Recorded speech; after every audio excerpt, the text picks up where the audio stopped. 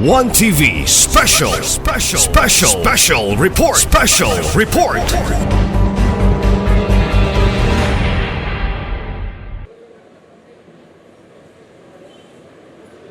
Oh, it's Jumpa. Good morning, everyone. I would like to thank you all for your presence today as we open this 3S shop of our Honda 3S shop, and that of our whole goods store, Best Bike Wagwada, Osamis. I know you're all busy, but despite of your busy schedule, some of you wake up too early in the morning just to catch up the flight from Manila to Davao. Your presence here is a very big, greatly appreciated. So with your stocks coming in as well. In behalf of our dear chairman, Mr. Jaime C. Del Rosario, and our vice chairman, Mr. Vince Del Rosario, in behalf also of the board of directors, our employees and staff, I would like really to welcome you to this activity today. We are so delighted of the presence of our dear Tita Vice Mayor, Baby Neri, and of course our beautiful head of LTO, Ma'am Navarro, and of course all hindi naman como guwapa, lahat tanan, no? Maski dili tanto guwapa, welcome. We would like also to welcome all our business partners. I could see some from China, and of course we have Zach and Zian, and the rest of the suppliers, but more especially to our business partner, Honda, Arvin Go, and the team. Where's Maki? Yes, Maki. Maki will assure us also of the stocks, okay? And we'd like also to acknowledge some of the suppliers that even postponed their flight from Osamis or Dipolog to Zamboanga just to be here. Thank you for considering attending our opening. Or else, some of you, sinabi ko nga doon sa regional managers sa territorial heads, make sure to keep the list of our guests today because that would be your basis on next month's issuance of PO. So yung lang nandun sa lista, yung lang isuhan ng PO, ha? Make sure na yung mga major brands nandyan. And of course, I would like to welcome our dear customers. And of course, I made to understand we have also TODA members and TODA presidents here, our local government, and at the same time, yung barangay, mga customers namin, I welcome you here today. And of course, I would like to take a special mention to our dear Reverend Father Gestoni Gonzaga. Sabi nga niya, parang isang nag-jug siya kanina, no? Blessing. Ilang bang holy water na ubos natin, Father? Pwede ba yan i-refund? Thank you, Father, for gracing and blessing this establishment with your blessing, so with our hope and prayers that this establishment will be in existence in accordance to God's will. I would like also to give you a background, some sort of a background, why we're able to have this building today. When the government initiated a road widening project on the road going to airport, our property was affected, and thereby there was some expropriations, a portion of our property, and including the building. At first, the management decided that we're just going to renovate it. Whatever portion left by the expropriation, the compensation of the government will be the one that we're going to use just to fix whatever damage it may cause. At the same time, to continue doing our business here in Osamis. However, when we check the design, this seems not able to keep our branding in the industry. That's why, in the long run, based on our discussion in the EXCOM, we appropriated sizable amount really to tear it down and erect a new design. The design that would also reflective of the brand of MCOR, at the same time, the kind of service that we are propagating in this part of our operations. And we're glad enough that this one has been favorably approved by our board. At the same time, gone through a lot of challenges in putting this building. And I would like really to specifically mention our Executive Vice President for Administration, Mr. Olves. Kaway naman, Brad. He is the one supervising in behalf of the management to keeping this through. And all those our engineers and those our contractors, actually dalawa yung contractors namin dito because of some challenges that we face along the way. And of course, through the regional managers and the staff of this store, because meron kami store dito na transfer sila, but they're the one also help in supervising, in making sure that today is the opening day. And I'm glad to tell everyone that the management is really that thankful of their efforts. Don't you know na yung iba kagabi, last touch pa, hanggang alas 2, alas 3 na natulog. So pwede pa palakpakan natin sila.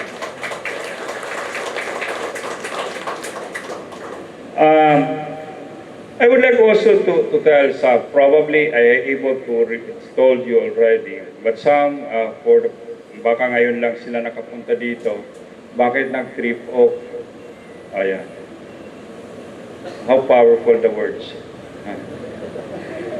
You know, MCOR has been in the industry for the past 66 years.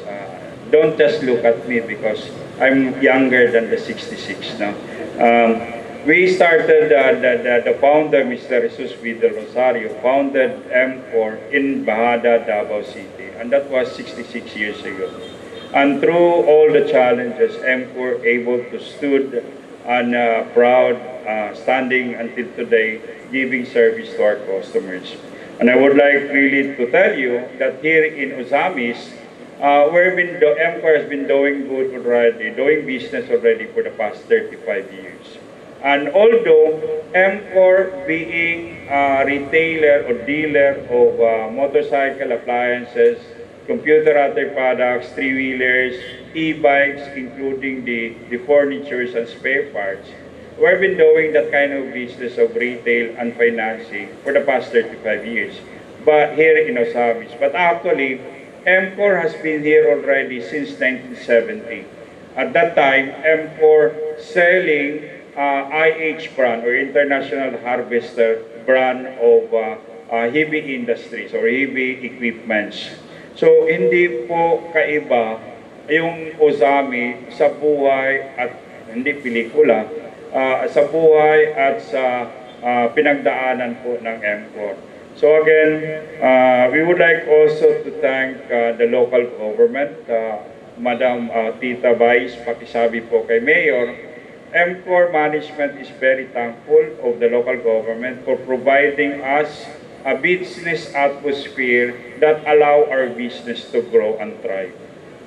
Looking at the past, there are a lot of challenges, but with the belief in the local government, MCOR doesn't have any qualms in making sure that we'll be able to provide our customers in Ozamis a better place or to have their shopping experience at a level up, no? Ma-level up yung experience nila because we can cater them, we can assist them, we can usher them here in this very beautiful building. And I would like also to tell you that this one is the newest and our category extra large stores, full goods stores so far. And our Honda Best Bike or Honda 3S shop is also been refurbished to attune to the need of the Honda customers. No? As of the moment, we are already 165 stores operating Visayas, Mindanao, and Palawan. And hopefully, we're going to add more this year, around 4 in the pipelines, and even 3 on the service hubs. And we're going to continue expanding because we have this kind of experience in Osamis that our customers so patronizes us, at the same time able for us to accumulate an extra cash for us to continue on our expansion. Don't you know that MCOR also in the side of government, Ma'am Tita Vice, I would like to assure the government that MCOR is always supporting the initiatives of the local government, especially in Osamis. To give substance to what you said, in this store alone, we have 25 people, all are from Osamis, that we provided employment. Not even to mention our branch in Bernad and in Rizal, and even in our service hub. With this, in our own little way, MCOR would like to be part of the progress and development of Osamis by way of contributing, easing the employment problem that you have. No? So, thank you also for kind of challenge us, for supporting us. Don't you know, Madam, and the rest of you guys, we have a smooth sailing getting permits from the City Hall. Thank you po. No? I hope that we are going to continue with our professed commitment to the local government in supporting you. During the pandemic, if you remember, MCOR has been very tight, or we are focused only on keeping the job of our fellow employees. We are suspending some expansions and even on our credit extensions. No? With this, we are on the pipeline because the pandemic is already towards, lumipas na po yung pandemic at saka yung El Nino, patapos na rin po. MCOR is now on the process of re-energizing to expand. That's why I happen to tell you that we're going to expand this year to capitalize, or if not recall, the opportunities that we lost during pandemic. And with that, we would like really to solicit the support of our customers to continue patronizing us. No? Our direction for the year is really making sure that our customers will have the widest of choices in terms of our products and services for them to be able to answer the requirement for this from us. As of, we have also some growing concern because in MCOR, we're a bit of streamlining, as I said, in terms of credit extension. But we are partnering anew with another financing partners to help us finance the requirements of our customers. As of the moment, we have around 10 financing partners, and we are trying to add more to help us finance and for our customers to have more choices in terms of what installment scheme they're going to get from us.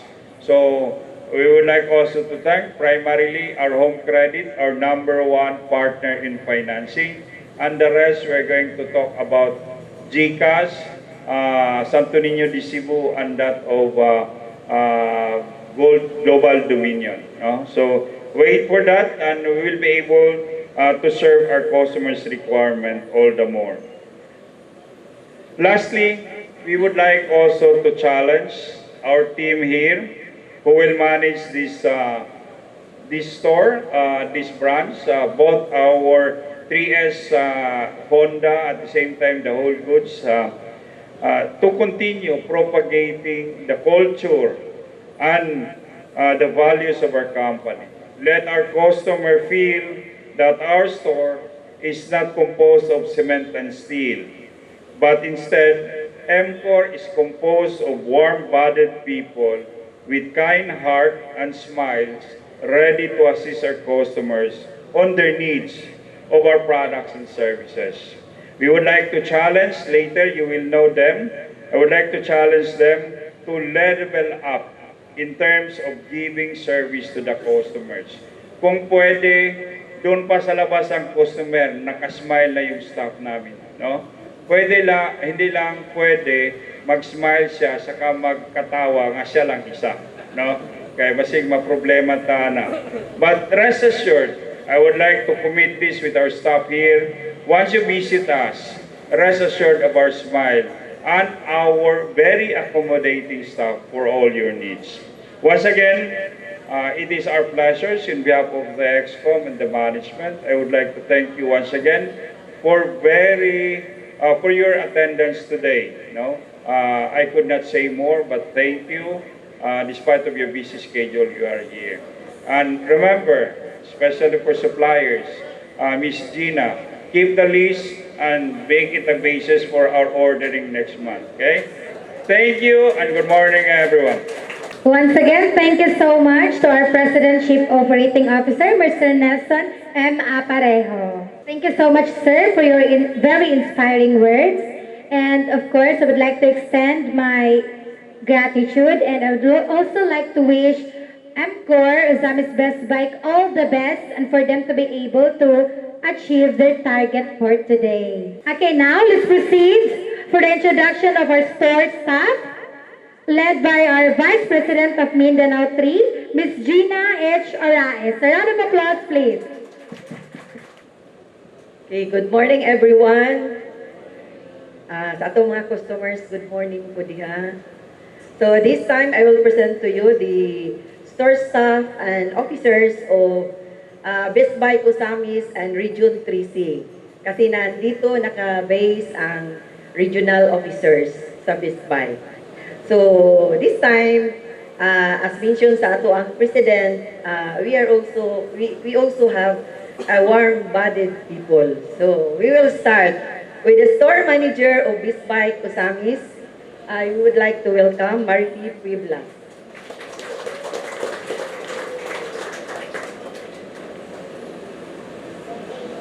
Okay, our sales representative, assigned for appliance and furniture, we have Genevieve Brigonius.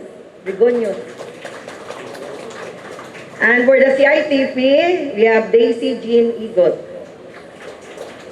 For motorcycle and Bajaj RE, we have Joyrene Lucero. And our driver, Gilbert Arcino. Our two mechanics, Mark Barrido and Gerald Cortina. For the credit officers, we have Alvin Balumaga. FSRs, Chrismar Bancali and Clint Baradelio. And for our regional officers, you would like to call on Miss Fritzy Cabrera, the area finance manager, Lauren Sritisa, and our field accounting supervisor, Mary Ann Gomera. And then, ICT, the technical support, we have Lindy Pamugas, and the store cashier, Sweetie Yamaro. Okay, akong request sa mga customers, tutuki bitaw eh. If ever na amoy mga concerns or sa among mga suppliers na amoy mga concerns regarding sa gingon ni Sir Nelson ganiya PO daw. So, please take note, no? Itay atong pangitaan sa PO. So, ang ato ang store managers. Then, ang mo-approve sa PO si regional manager, no? So, atong timanan. Then, sa atong mga customers, we will encourage our customers na if ever you will encounter problems or mga happiness nga inyong na-feel sa MCOR, please feel free to in touch sa ato ang mga officers o sa mga staff nga naadiri. No? For us, nga, makaibalo po mi nga, nalipay po mo sa amo ang services. And then, also, if ever you will encounter problems, that's one way of helping po sa inyo nga na-encounter nga mga problema. So, daghan kayong salamat. Then, this time, I would like to request our officers, our president, headed by Sir Nelson Aparejo, para sa picture, sir. Kadali lang, sir. Sir Gilbert, Sir Jerry. Kaya na lang, sir. Okay.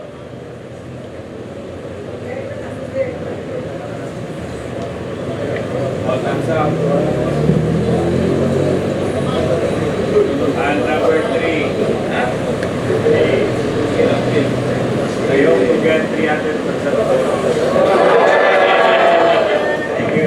Okay, thank you, sirs.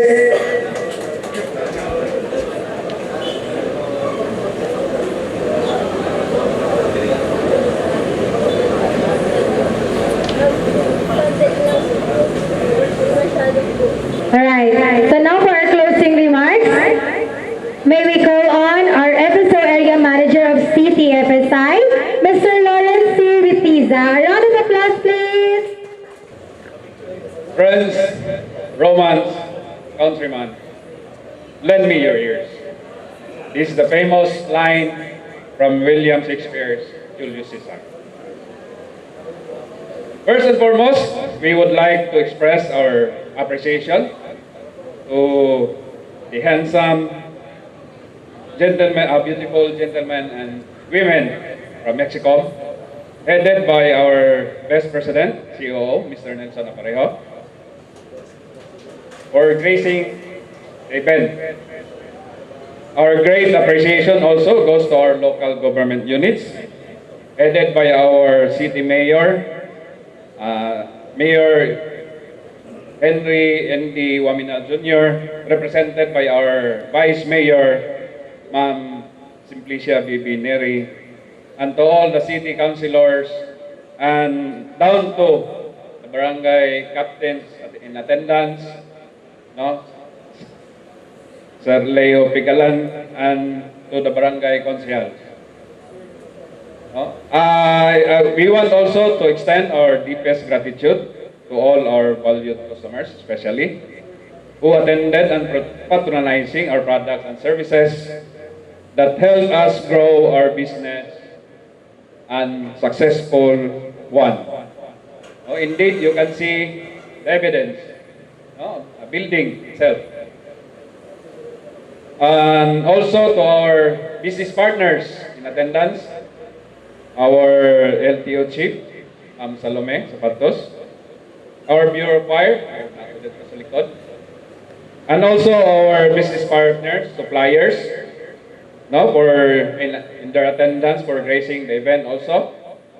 And also we continuously thank you for our fellow employees for extending their effort in preparing to make this event a successful one.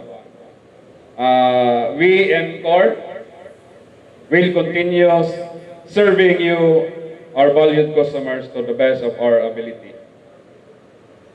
We would like also to acknowledge some of our valued customers, Elmer Buna, Engineer Renolfo Corayag, Daniel Doctor,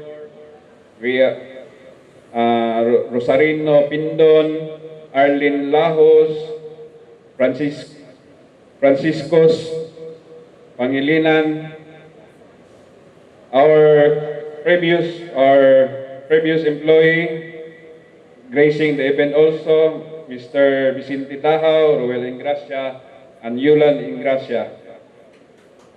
Thank you for your attendance. In behalf of the men and women of MCOR Best Buy staff, Sir Nelson, we challenge accepted.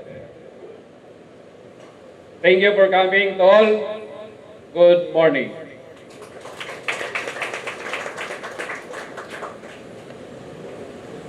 Thank you so much, sir.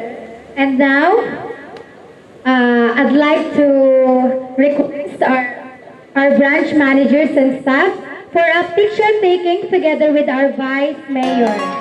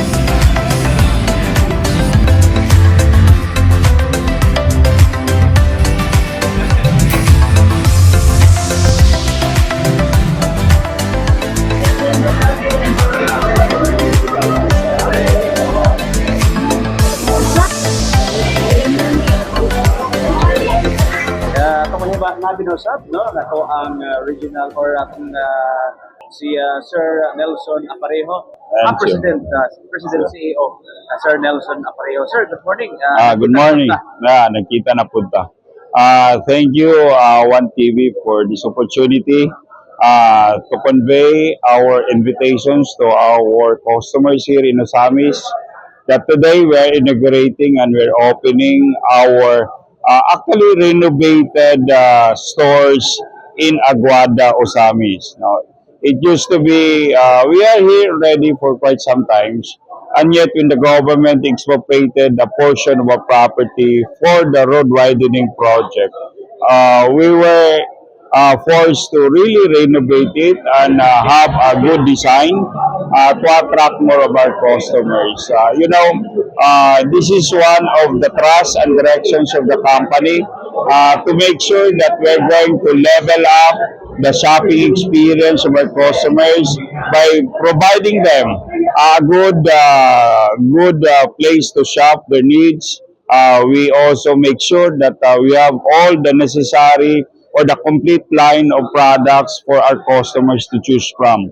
And rest assured that with this, we're going also to continuously improve our kind of service to the customers. We would like really to express and if not convey to everyone that MCOR is not just composed of cement and steel, but basically MCOR is composed of warm-bodied people who is ready to serve our customers. So there is, sir, you offer na to the current appliances and motorcycle. Yeah, all of our products are here.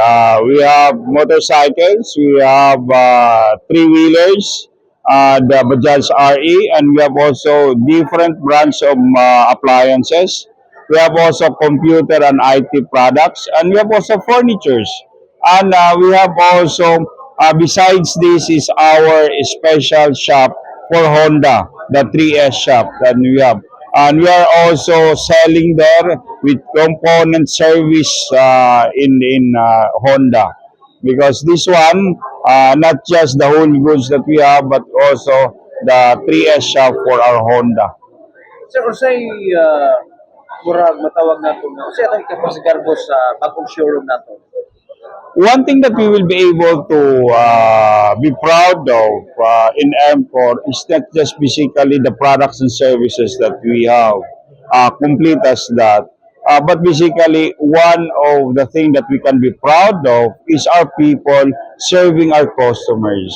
Here in MCOR, you would always be assured of our attention, our assistance for our customers to make sure that their shopping experience is at the level of their expectations. Kumusta ang ating relasyon sa LGU? So far, LGU is very supportive to us, and even to some extent, we are also very supportive to the government. When they requested, even DPWH and the local government are expressing their intention to widen the road widening project of the LGU and that of the DPWH. MCOR doesn't give a qualms, but supported our local government in their efforts of giving better service to the community, at the same time improving or if not develop more the community through that project. Don't you know that we've been compensated with the government of the property that has been expropriated? However, not to mention, we have to shell out more of our cash just to make sure that we have this new building. We were supposed just to renovate the property after it was expropriated, and almost one third of our property were affected with the expropriation.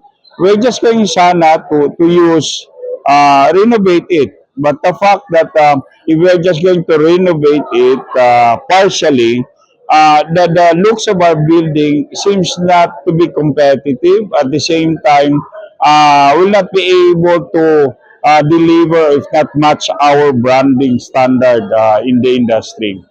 In the LGU, we're so happy because with the leadership of the mayor now and even with the vice mayor, business establishment like MCOR was able to progress, to thrive, because they able to create a business atmosphere that is conducive for us to thrive.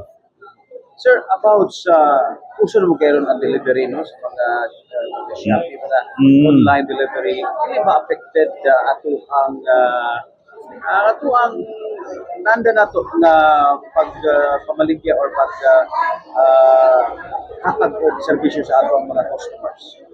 One for one, we are also catching in, or if not riding in on the yung pagka-uso sa mga delivery, because we ourselves are the one also help to supply the needs of the delivery services, no, just like Shopee and all those things.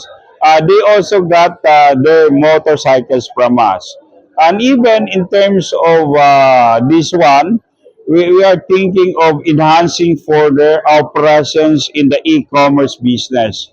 We're going to have 24/7 live selling activities, because as of the moment, because of pandemic, it becomes normal already that most of our customers also went online to buy their products and services.